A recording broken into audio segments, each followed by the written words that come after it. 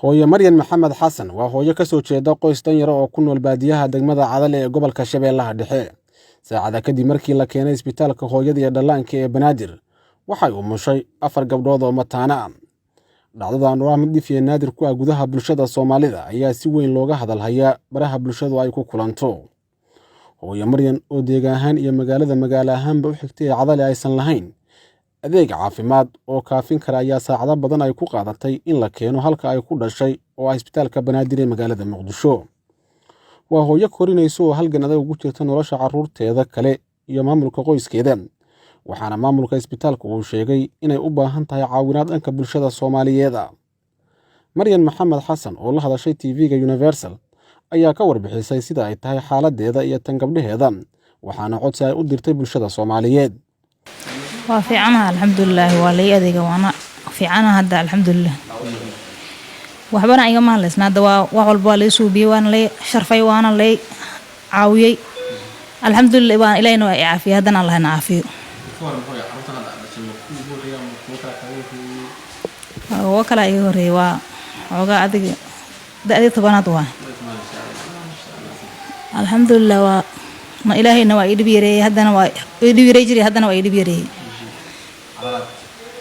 degmad Cadale ya ma laba wiil ay horeys marka waa ma santahin waana laygu dadaala waana idin duceeyo anigana khayr Allah idin siiyo bulshada Soomaaliyeed ee daawan doonta أنت أتصنع يعني الحمد لله إلهي هنا عافية يكون وحي قبكران يقبطان ينسد يعني عافية ساسا دي سلامة مدر الفنان أفر لغة مكانا العباشة تجران قوارنك على الأمورين تقاتلتي مكون شيء تقادير تمد أوه رئيسو ميشان عيمت عنيا مركز كبعدي على شيء أنا أفر متانا ولا أسفر بدون ما دريمة لكن سليه يستم أوغيني فرق وضحي متاني هو هذا الشيء كوان إيه هوا كانوا ليش بدين وادريمي كتادي جوا إيه مقاعي وحال لوجه ربا قبليه أو ساكي يجا هول قلايا لوجه ربا هيك أو بحيها يعني agaasimaha isbitaalka hooyada iyo dhallaanka ee Banaadir Dr. Fartuun Shariif ayaa sheegtay in ka isbitaal ahaan mas'uuliyad gaar ah ay iska saareen xaaladda hooyadan iyo carruurteeda. ما مريم محمد حسن حالي وقتي أرورتي هور استالك سو قارتي أسبوعي هورنا كمبيوتر هالكن لغو ساري waxaa farxad noo ah in Ilaahay u fududeeyay shaqaalaha isbitaalka iyo umulsadii dhalisay iyo dhaqaatiirtana ay farxad gaar u tahay in markii ugu horeysay isbitaal Banaadir 4 cunug oo mataana ah waliba si dabiici ah ku dhalashay carruurta badana mataanaha ah qalin ay ku dhashaan